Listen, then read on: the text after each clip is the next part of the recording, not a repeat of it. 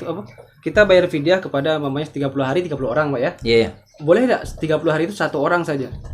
Assalamualaikum warahmatullahi wabarakatuh. Enci-enci, tuan-tuan dan puan-puan, majelis penonton yang mulia. Yang kecil tak disebut nama, yang besar tak disebut gelo, yang tua dengan tuahnya, yang muda dengan takahnya. Yang makan tak boleh bercakap, yang minum tak boleh berdiri. Izinkanlah beta meluahkan rasa di dada. Semoga tuan-puan gemar hendaknya. Silakan. Assalamualaikum warahmatullahi wabarakatuh. Alhamdulillahirabbil alamin wa bihi nasta'in wa ala umuri dunya waddin. Asyhadu an la ilaha illallah wa asyhadu anna Muhammadar Rasulullah. Puji syukur kita kepada Allah Tuhan Yang Maha Kuasa karena pada pagi hari ini, pada Ramadan kali ini kita masih diberikan kesempatan.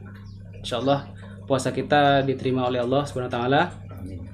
Salawat berserta salam marilah kita hadiahkan kepada junjungan alam Nabi besar Muhammad sallallahu alaihi wasallam dengan ucapan Allahumma shalli ala sayyidina Muhammad wa ala sayyidina Muhammad. Saudara pemirsa dimanapun berada, sekarang bersama saya guru saya Bapak Teguh. Mudah-mudahan beliau dalam keadaan tetap sehat, Amin. umur panjang. Amin. Dan terima kasih Pak atas waktunya. Agak nyibuk juga Pak. Semalam kita tak jadi oleh karena hujan dan saya pun bertekol di rumah. Baik, kita bual-bual masalah puasa ini Pak ya. Dalam puasa ini ada orang yang boleh meninggalkan puasa. Siapa-siapa aja orangnya Pak yang boleh meninggalkan puasa? Bismillahirrahmanirrahim. Assalamualaikum warahmatullahi wabarakatuh. Waalaikumsalam. Alhamdulillahillazi anzalal qur'ana hudal linnas wa bayyinatin minal huda wal furqan. Asyhadu an la ilaha illallah wahdahu la syarikalah wa asyhadu anna Muhammadan abduhu wa rasuluh la nabiyya ba'dah. Allahumma shalli ala sayyidina Muhammad wa ala alihi wa ashabihi wa rasulih ajma'in, amma ba'du. Qala Allah ta'ala fil Qur'anil Karim, a'udzubillahi minasyaitonir rajim. Bismillahirrahmanirrahim. Ya ayyuhallazina amanu kutiba alaikumus syiyamu kama kutiba alal ladzina min qablikum la'allakum tattaqun ayyaman ma'dudat. Shadaqallahul azim. Alhamdulillah, puji syukur kehadirat Allah Subhanahu wa taala yang telah memberikan nikmat serta karunia kepada kita. Salah satu adalah nikmat umur dan nikmat kesehatan, sehingga pada pagi hari yang penuh berkah ini dan penuh maghfirah ini kita bisa masih bertemu kembali pada bulan suci Ramadan yang merupakan bulan yang sangat dimuliakan oleh Allah Subhanahu wa taala, dan mudah-mudahan kita sampai bisa selesai melaksanakan ibadah bulan suci Ramadan dan sampai kepada 1 Syawal. Amin. Amin. Amin. Yang kedua, salam dan salam takrim kepada Nabi Muhammad sallallahu alaihi wasallam. Allahumma shalli ala sayyidina Muhammad wa ala sayyidina Muhammad. Mudah-mudahan kita semua, para pemirsa semuanya memperoleh syafaat pada hari nanti dan digodoli Allah sebagai umat Nabi Muhammad sallallahu alaihi wasallam dan dimasukkan ke jannah oleh Allah Subhanahu wa taala. Amin. Allahumma amin. Menyimak daripada pertanyaan saudara kita yaitu Mariono, bahwa ada beberapa orang yang diberikan rukhsah oleh Allah Subhanahu wa taala. Rukhsah itu adalah keringanan yang mereka ini bisa tidak melaksanakan puasa pada bulan Ramadan. Yang pertama adalah orang yang sudah tua, disebut dengan lansia, yang usianya sudah sekian tahun, 100 tahun dan sekian, sehingga mereka ini tidak kuat untuk melaksanakan puasa Ramadan. Tak memungkinkan. Iya, tidak memungkinkan untuk melaksanakan puasa Ramadan. Maka mereka ini hanya saja bisa malah membayar fidyah. Yang fidyah ini adalah menurut takaran atau ukuran kadarnya adalah 3/4 liter atau 1 mud. Bahasa kita ini mungkin kurang paham dengan liter, mungkin pada paham dengan mud, yaitu 8 mata 1 mud, atau ada ya kalau mengatakan 7,5 mata. Ya, mata ya, satu orang. Yang ini diberikan kepada fakir miskin, satu orang dalam 1 hari. Dalam bulan puasa. Iya, dalam puasa tersebut. Nah, kemudian yang kedua adalah kedua orang adalah yang boleh tidak berpuasa. Allah memberikan rukhsah itu adalah orang yang hamil. Orang yang hamil yang mereka ini atau menyusui ini diberikan rukhsah juga oleh Allah Subhanahu wa taala. Tapi menurut Imam Syafi'i bahwa mereka ini kalau karena dia tidak puasa itu disebabkan mengganggu kesehatan dirinya, maka dia boleh tidak berpuasa dengan syarat dia wajib mengqadha, tapi tidak fidyah. Dan kalau dia meniatkan itu tidak puasa disebabkan karena mengganggu kesehatan dirinya dan anaknya, maka mereka juga tetap mengqadha puasa yang ditinggalkan. Dan ada yang ketiga adalah mereka ini disebabkan tidak puasa mengganggu kesehatan dirinya dan kesehatan anaknya, maka mereka ini mengqadha dan membayar fidyah.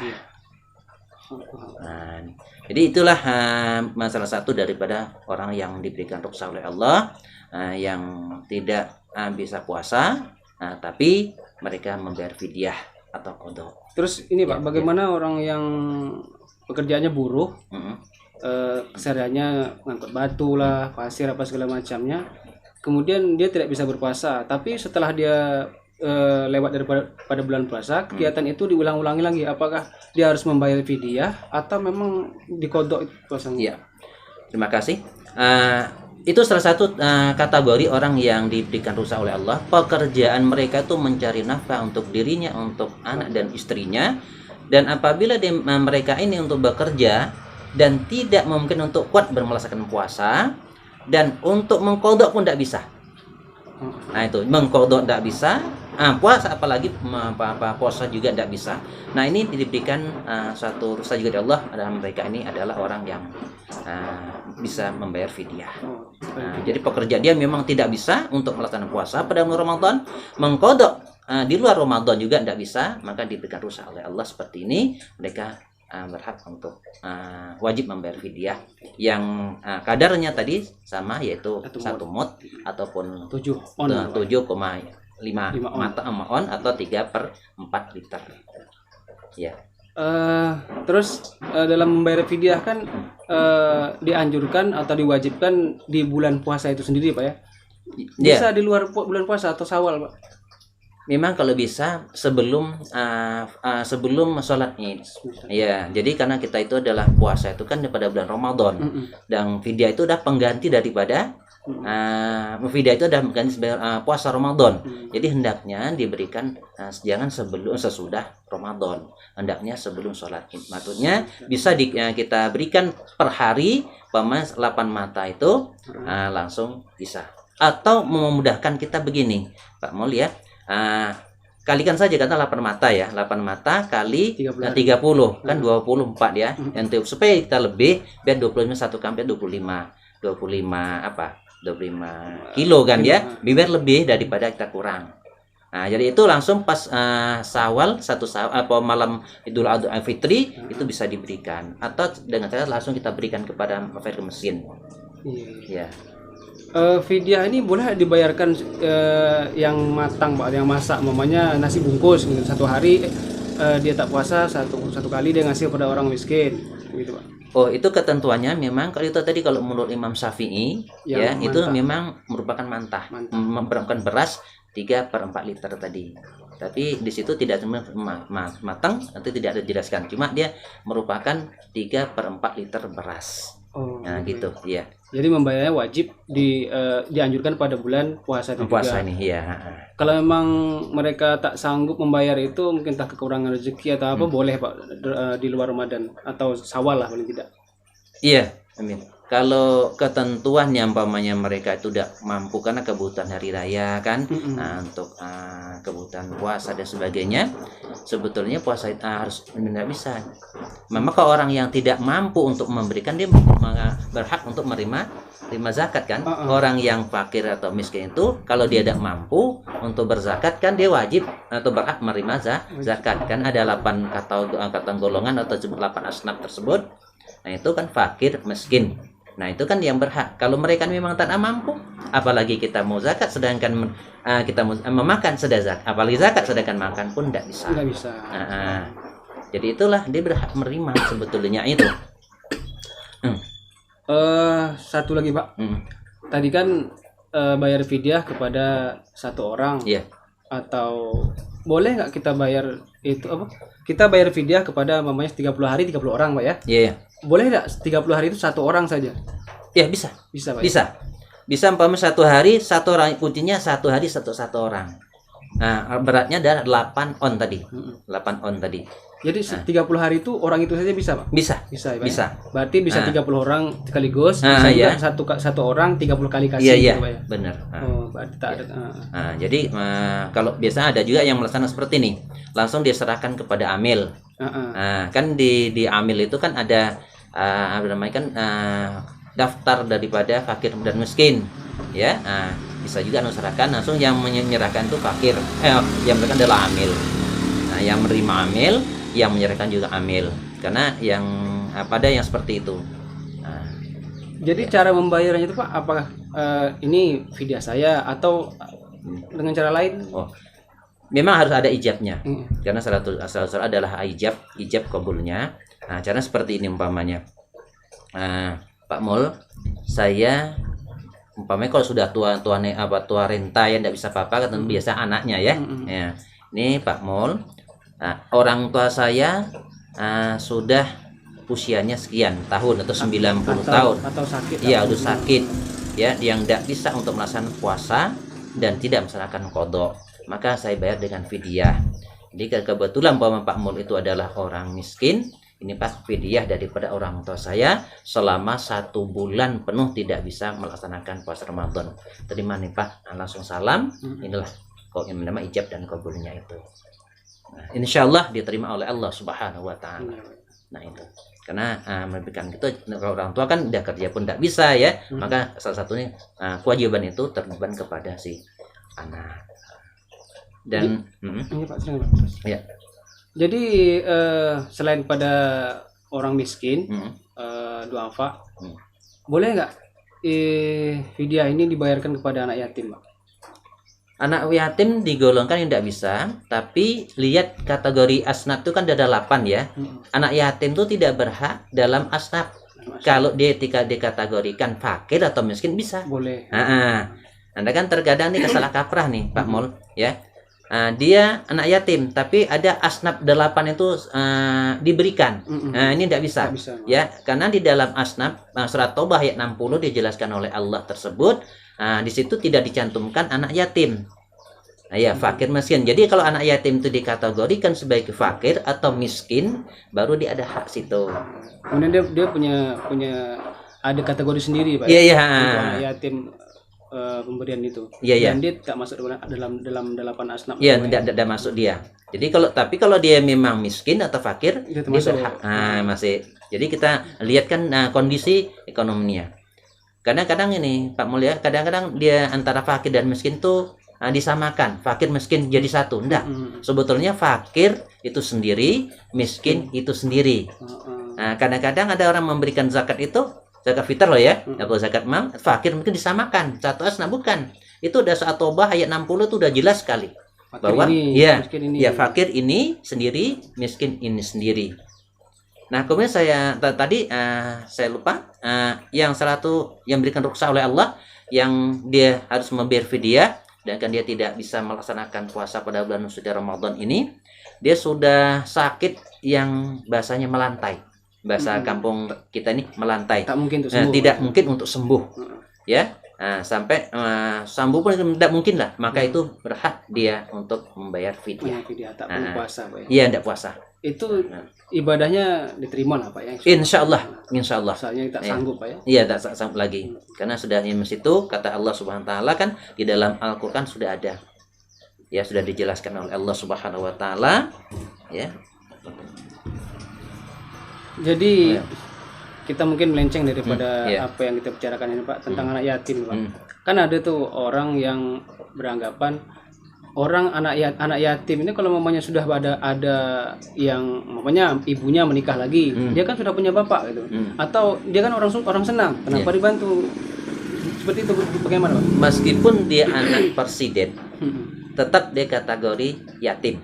Kalau dia belum balik, ya, kategori masih anak-anak, kan kategori anak yatim kan dia. Jadi walaupun dia anak presiden, tetap dikategorikan sebagai anak yatim. Meskipun kan anak yatim ada kalanya mereka itu kaya, kan orang tuanya kaya, hartanya banyak. Ada kalanya anak yatim itu miskin, orang tuanya tidak punya harta. Nah, kalau pertanyaan Pak Mo tadi, istrinya itu dia sudah menikah, ya tetap masih dikategorikan dia yatim Yatim. karena dia belum balik. Nah, dia binnya itu kan tetap Tetap bin bin almarhum almarhum. yang pertama. Walaupun dia udah punya bapak tiri, Iya, Pak, iya, ya, ha. tetap dia yatim. Iya, tetap dia yatim. Maka itulah Pak Mul, kalau yatim ini memang kita harus perhatikan. Jadi alhamdulillah di sini, alhamdulillah seperti di Masjid Mujahidin tersebut itu banyak sekali santunan yang dikelola oleh pemuda, oleh Pak RT, oleh Jamaah Wirid Yasin. Alhamdulillah. Karena kita kalau membiarkan anak yatim, kata Allah di dalam Al-Quran, araital ladzi yukadzibu biddin. Ya, tahukah kamu orang mendustakan agama? Jadi orang yang menghadik anak yatim, yang tidak perlu dengan anak yatim. Inilah masya Allah. Nauzubillah summa nauzubillah. Mudah-mudahan kita dijauhkan oleh Allah daripada kategori orang yang menghadik anak yatim atau membiarkan anak yatim yang terlantar. Baik, satu lagi Pak. Oke. Kita kan mungkin ada kebingungan dalam pembagian santunan anak yatim. Ya. Begini, untuk usia kita kan kadang-kadang tidak begitu persis tahu bahwa mereka adalah sudah balik. Jadi bagaimana kalau mamanya kita sepakat nih, dia sekolah, kita sepakati terakhir dia menerima zakat anak yatim, maksudnya terakhir dia menerima anak yatim, santunan anak yatim di usia atau di kelas 9 SMP atau atau MTS. Iya. Boleh nggak Pak sepakat seperti itu Pak? Kalau sepakat memang tidak bisa, itu karena sudah ketentuan. Kalau dia batas umur menerima santunan anak yatim adalah batas belum balik. Belum balik. Jadi salah satu bagaimana kita mengetahui dia balik atau dia, memang kita harus tanya, terutama pada orang tua. Harus bertanya Pak. Bertanya. Kita beri contohkan seperti MDA itu. Di MDA itu kami langsung bab toharoh yang kami sampaikan. Ada anak SD kelas 4 Pak. Dia sudah haid 4 SD. Memang pertumbuhan badannya memang subur, tapi 4 SD kok sudah haid. Dan ada kalanya yang di kelas 6 SD atau MDA itu dia sudah baru balik. Dan itu banyak sekali yang belum balik juga untuk anak-anak di kelas 6 SD. Tapi ada juga yang sudah balik. Jadi untuk tahu persisnya apakah itu anak balik atau belum, lebih baik kita tanya pada yang bersangkutan atau anak tersebut, atau kepada, kalau dia malu menjawab, maka kita harus tanya kepada orang tuanya. Kalau orang tuanya kan tahu persis.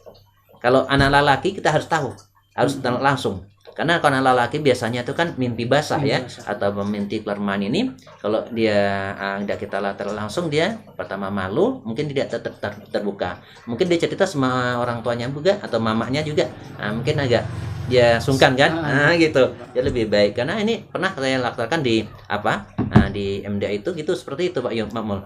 Mereka itu pas bab toharoh saya tanya, nah apakah kamu sudah mimpi basah? Sudah Pak. Pada usianya masih kecil. Posturnya begitu. Jadi perkembangan anak itu tidak sama antara satu dengan yang lain, dan tidak semestinya dia 10 tahun semua haid atau sudah balik belum. Karena ada yang 1 MTS itu belum balik. Ada yang kelas 2 belum balik di MTS. Nah, tapi kelas 4 SD kok sudah balik. Nah ini kadang tidak sama. Mungkin Pak, kalau dia kelas udah SMA,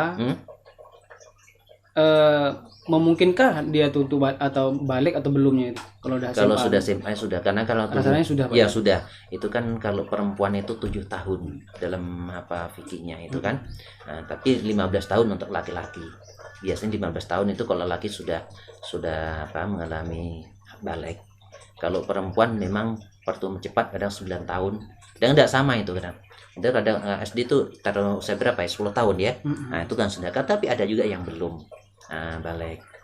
Jadi tidak sama-sama. Tapi kalau udah SMA itu Pak Om itu yakin ya sudah balik atau sudah haid atau sudah mengalami mimpi basah atau mimpi keluar mani. Jadi Pak, yang melakukan sistem kesepakatan sampai kelas 9 SMP atau MTS itu konsekuensinya seperti apa? Apakah diubah sesuai dengan ketentuan Islam atau dari kesepakatan itu Pak? Kita harus ketentuan Islam lah. Kalau ketentuan itu kan memang musyawarah ya, supaya tidak menimbulkan suatu masalah dalam satu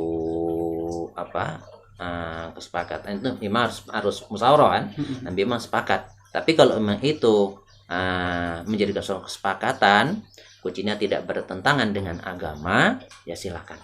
supaya tidak timbul masalah dari masyarakat. Iya. Nah itu. Tapi kalau sudah menjadi kesepakatan, silakan. Nah silakan kalau menjadi kesepakatan, karena kesepakatan memang suatu apapun kalau dimusyawarahkan, insya Allah hasilnya baik dan insya Allah nanti tidak timbul masalah. Kita kan takutnya Iya, masalah. iya masalah. Kita apalagi yang megang duitnya. Iya, apalagi yang megang duit itu kesian. Pengurusnya, pegang duitnya itu yang kita. Tapi kalau itu sudah punya kesepakatan, walaupun dia sudah sudah balik, tapi memang kondisi dia itu memang tidak memungkinkan, tidak memang harus dibantu, ya silakan. Kuncinya ada kesepakatan antar masyarakat. Tapi dalam ketentuan Islam kan itu mereka ini belum balik. Yang laki-laki mimpi basah, yang perempuan haid. Iya. Baik, ada lagi Pak yang ingin Bapak sampaikan? Cuman satu hal yang perlu kami sampaikan. Ini bulan suci Ramadan. Bulan suci Ramadan ini bulan yang penuh berkah, penuh maghfirah dari Allah Subhanahu wa taala. Sampai kata Allah dan kata Rasulullah bagi Rasulullah dalam satu hadisnya, man faraja bidukhuli Ramadana haramallahu jazahu 'alan niran. Siapa yang lega hati menyambut kehadiran bulan suci Ramadan ini, pasti Allah mengharamkan tubuhnya atas neraka. Masya Allah. Merinding saya Pak, sumpah merinding saya Pak. Masya Allah. Amin. Subhanallah. Ya, kelihatannya kita kalau udah terbiasa Pak Mulia, terbiasa puasa rasanya seperti nak meninggalkan Masya Allah. Apalagi Pak Mulia, Masya Allah bulan suci Ramadan ini seluruh pahala dilipat gandakan oleh Allah Subhanahu wa taala, dosa diampunkan oleh Allah Subhanahu wa taala dan doa diijabah oleh Allah Subhanahu wa taala. Demikian. Baik, teman-teman semuanya, demikian bincang-bincang kita tentang fidyah tadi. Siapa orang yang boleh puasa, siapa orang yang tak boleh puasa, siapa yang boleh bayar fidyah, dan siapa orang yang tidak boleh bayar fidyah. Artinya dikodok. Ada juga tadi sekilas tentang cara pemberian harta anak yatim atau infak anak yatim yang harus memang kita salurkan kepada orang yang berhak atau anak yang berhak yang betul-betul yatim. Jadi bukan orang kaya, bukan juga kategori lain. Intinya adalah anak yatim ini anak yang memang tidak memiliki orang tua laki-laki. Jadi semua anak yang belum balik yang tidak memiliki ayah itulah anak yatim. Jadi dia berhak untuk menerima santunan anak yatim Bapak ya. Baik, demikian, mudah-mudahan ada manfaatnya. Sekali lagi Bapak terima kasih atas waktunya Pak. Menyibukkan Bapak.